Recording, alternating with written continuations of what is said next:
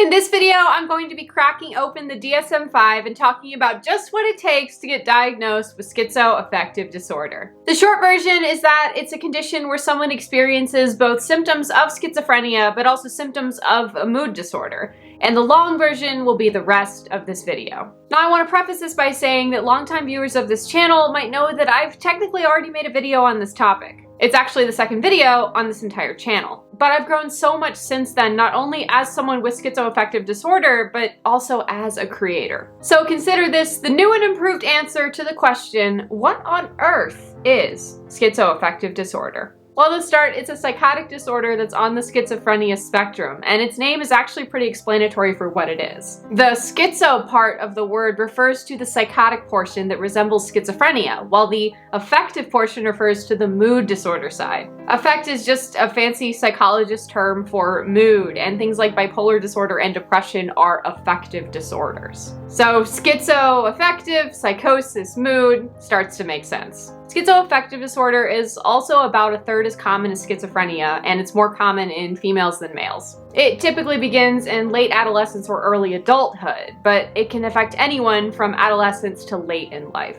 And it's known for having a better prognosis than schizophrenia, but a worse prognosis than mood disorders. If someone has schizophrenia, bipolar disorder, or schizoaffective disorder, there is an increased risk for their first-degree relatives to develop any one of the three conditions. Some take this genetic risk and use it as evidence to support the hypothesis that all three conditions are actually the same condition, but according to the DSM-5, they're not, so that's what I'm gonna go with for this video. But beyond that, I want to talk about what are the official criteria for schizoaffective disorder. Like, how do you even get diagnosed with this stuff? For that, we need to go straight to the source material, the Diagnostic and Statistical Manual of Mental Disorders, 5th edition, text revision. This book has everything we could possibly need to know about schizoaffective disorder, so while I'm looking it up, I want to let you know that as usual with these kinds of videos, I am no substitute for a medical professional. I am not a doctor, I'm not a psychologist. I'm just a schizoaffective that likes talking about her experience. So yeah, if you actually have serious concerns that you might have schizoaffective disorder or any other mental disorder, go seek out a true mental health professional to get the help that you need. I merely seek to educate, not diagnose. Anyways, with that out of the way, there are 4 main criteria that one has to meet in order to be diagnosed with schizoaffective disorder. The first criteria, criterion A, is an uninterrupted period of illness during which there is a major mood episode, major depressive or manic, concurrent with criterion A of schizophrenia. Concurrent just means occurring at the same time, and criterion A of schizophrenia refers to the main symptoms of schizophrenia that include delusions, hallucinations, disorganized speech, disorganized or catatonic behavior, and negative symptoms. One must have 2 of those in order to pass this criteria, and one of them has to be any of the first 3. This criteria basically means you have to have mood disorder symptoms, but also have symptoms that meet some of the criteria for schizophrenia at the same time. And the mood side of schizoaffective disorder does have 2 types, depressive and bipolar, but I'll get to that later. And now we move on to criterion B, which is delusions or hallucinations for 2 or more weeks in the absence of a major mood episode, depressive or manic, during the lifetime duration of the illness. And if that's not a line literally that screams psychology textbook, I don't know what is. But let's talk about it. Delusions are fixed beliefs that the mentally ill person believes that don't match up with reality,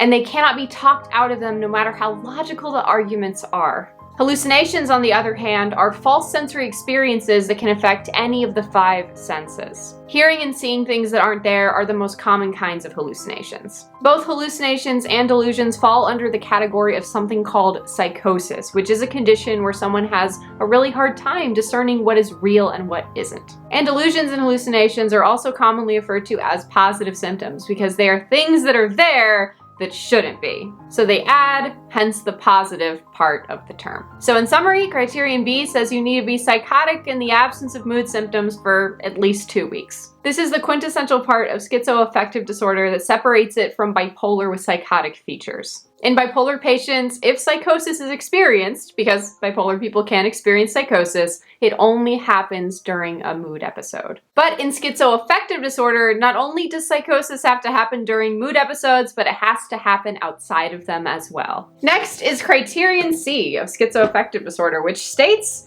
symptoms that meet the criteria for a major mood episode are present for the majority of the total duration of the active and residual portions of the illness. And this is so interesting because it basically says that the symptoms have to be more heavily on the affective side in order to be diagnosed with schizoaffective disorder. The biggest difference between the DSM-4 and the DSM-5 is that the DSM-5 considers the lifetime of the entire illness, not just one singular episode. And according to the DSM-5, and this is very important, if the mood symptoms are brief, the disorder is actually schizophrenia. Let me give the following example. Say someone has a 4-year history of active and residual symptoms of schizophrenia. They go on to develop depressive and manic episodes. And those depressive and manic episodes take up no more than 1 year in total over that 4-year duration. And since those mood symptoms are technically present for the minority of the total duration of the illness, the diagnosis is still schizophrenia, not schizoaffective disorder. And you might be starting to see why it might take someone a little bit longer to get a diagnosis of schizoaffective disorder. However, when a pattern of mood episodes becomes more apparent, which can take years,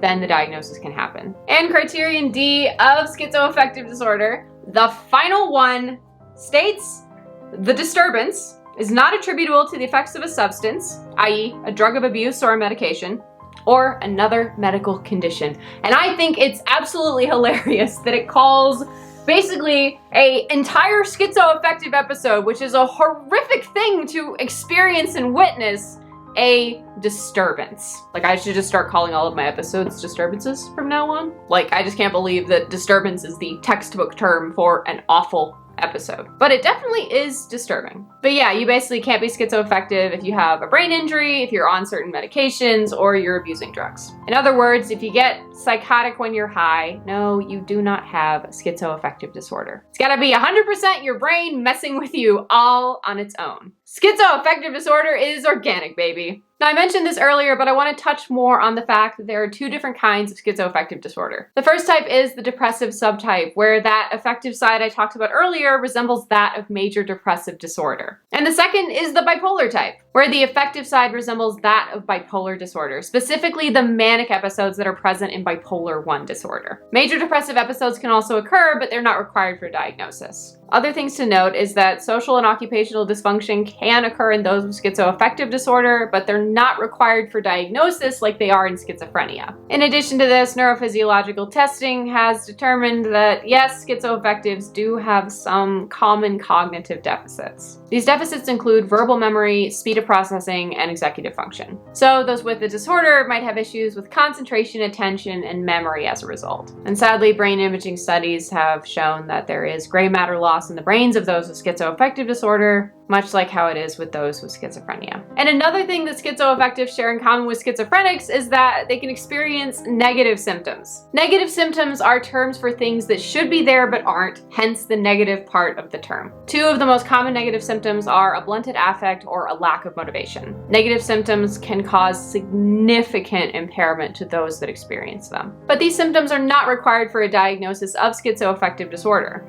However, when they are present, they're typically not as severe as those seen in schizophrenia. So I want to end this video by talking about just what a schizoaffective episode might look like now that you kind of have a handle on what the criteria are. So let's say we have someone in their early 20s and they start hearing voices and having some mild delusional thinking for a period of about 2 months. Then they are hit with a depressive episode, all while still hearing those voices and having those delusional thoughts. 4 months pass and the depressive episode eventually lives, but the voices still stick around for a little while longer, maybe another month or 2.